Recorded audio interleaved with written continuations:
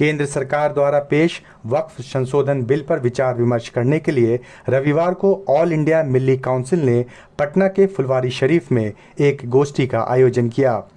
इस दौरान अपने संबोधन में काउंसिल के उपाध्यक्ष मौलाना अनीसुर रहमान कासमी ने वक्फ में मौजूदा ट्राइब्यूनल की तारीफ की और कहा कि ये जल्दी से न्याय देने और न्याय की प्रक्रिया को आसान बनाने के लिए स्थापित किया गया था।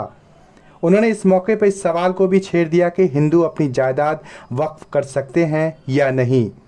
मौलाना अनीसुर रहमान कासमी ने और क्या कुछ कहा, जानने के लिए पूरा वीडियो देखें। असल मसला है, कोई भी मामला आए तो मुल्क के अवाम व खवास को के ज़हन को मुतमईन करना और ये बात बताना कि इंसाफ क्या है। क्या ट्रिब्यूनल के ज़रिए मुल्क में जो मुख्तलिफ एजेंसियों के ज़रिए इंसाफ होता है, जैसे कि अगर आप इनकम टैक्स देते हैं और इनकम टैक्स के मामले में कोई दरख्वास्त देनी होगी तो इनकम टैक्स का ट्रिब्यूनल बना हुआ। इसी तरह 4 तरह के ट्रिब्यूनल हैं जो अहम बड़े इशूज़ के लिए बने हुए हैं। उनके साथ जो है ये वक्फ बोर्ड के जो बड़े मसाइल हैं, उन मसाइल को हल करने के लिए सरकार ने ट्रिब्यूनल का एक स्कीम रखी है। तो हमें सरकार के सामने इस नुक्ते को ज़रूर रखना है कि ये तो इंसाफ के हुसूल के जो आसान तरीके भारत सरकार ने दीगर मामलात के लिए एजेंसियों के और मामलात के लिए बना रखे हैं, उसी तरह वक्फ बोर्ड के लिए भी बनाया है। इसलिए वक्फ बोर्ड के ट्रिब्यूनल के मामलात को किसी डीएम को देने का मतलब यह है कि डीएम से तो लेकर जो है ये ट्रिब्यूनल को दिया गया, आप फिर जो है वापस जाना चाहते हैं ताकि ये मसाइल जिस तरह लटके हुए रहते हैं वैसे ही लटके रहें। आखिर जो है इनकम टैक्स को डीएम के पास क्यों नहीं दे दिया जाता। 4 तरह के ट्रिब्यूनल बने हुए हैं मुख्तलिफ तरह के केसेस के लिए, तो उनको क्यों नहीं किया जाता। डीएम के बोझ को कम करने के लिए, आवाम की सहूलत के लिए और इंसाफ के हुसूल को आसान करने। दूसरी बात है कि वक्त में क्या औरतें हो सकती हैं मेंबर की नहीं। जब एक औरत वक्त कर सकती है तो औरत मेंबर भी हो सकती है।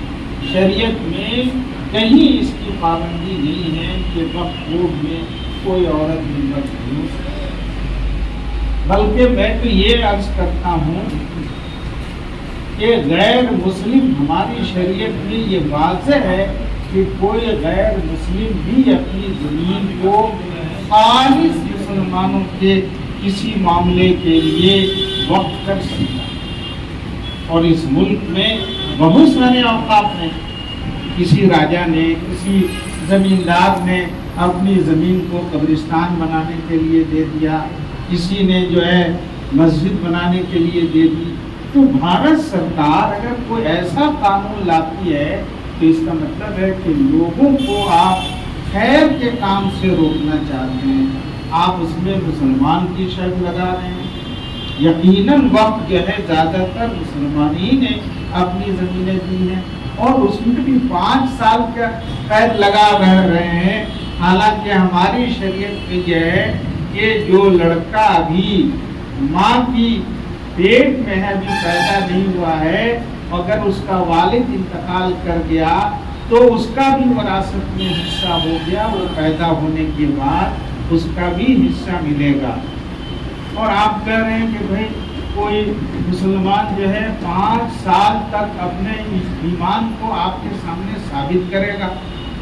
हमारा हाल तो यह है कि एक लम्हा के लिए भी कोई मुसलमान हुआ और वो उसके बाद वफात पा जाएगा, तो वो सारी वो चीज़ें अल्लाह की तरफ से वो बशारतें पाएगा जो एक 70 साल का मुसलमान पाता है।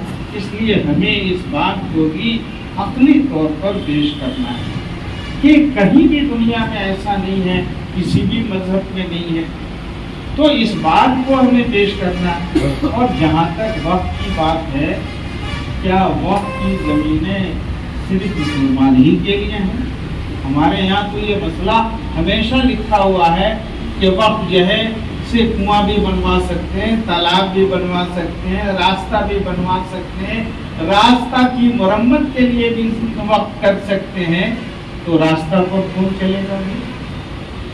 ایسی کوئی پابندی نہیں۔ ہاسپٹل بنا سکتے ہیں، ہاسپٹل سے کون فائدہ اٹھائے گا؟ اس کی کوئی پابندی نہیں۔ جانوروں کے لیے وقف کر سکتے ہیں، چڑیوں کے لیے وقف کر سکتے ہیں، عورتوں کے لیے وقف کر سکتے ہیں، بیواؤں کے لیے وقف کر سکتے ہیں، طالب علموں کے لیے وقف کر سکتے ہیں، قبرستان کے لیے وقف کر سکتے ہیں، مسجد کے لیے وقف کر سکتے ہیں، اندھوں کے لیے کر سکتے ہیں، اپاہج کے لیے کر سکتے ہیں۔ آپ جس کے لیے چاہیں کار خیر میں اس میں فی سبیل اللہ ہونا چاہیے، جس میں آپ کا مقصد اللہ کے لیے لوگوں کو دینا ہے، تو اس میں وقف کر سکتے ہیں۔ اس لیے ہمیں یہ اچھا موقع ملا ہے، پورے ملک کو اس طرح کے سیمینار کیے جائیں، کانفرنسیں کی جائیں، عام ہندو مسلمانوں کو اس میں شریک کیا جائے، جیسا ہمارے بعض حضرات نے رائے دیے، اور ان کو بتایا جائے کہ وقت تو عام انسانوں کی۔ اب رہ گئی بات کہ اس وقت بل میں کیا خرابیاں ہیں، ان خرابیوں کو ہمارے وکیلوں نے، علماء نے محسوس کیا ہے، یقیناً اس پر ہم لوگ تفصیلی جو ہے بات کر کے جو مختلف ممبران پارلیمنٹ ہیں ان کو پیش کریں گے۔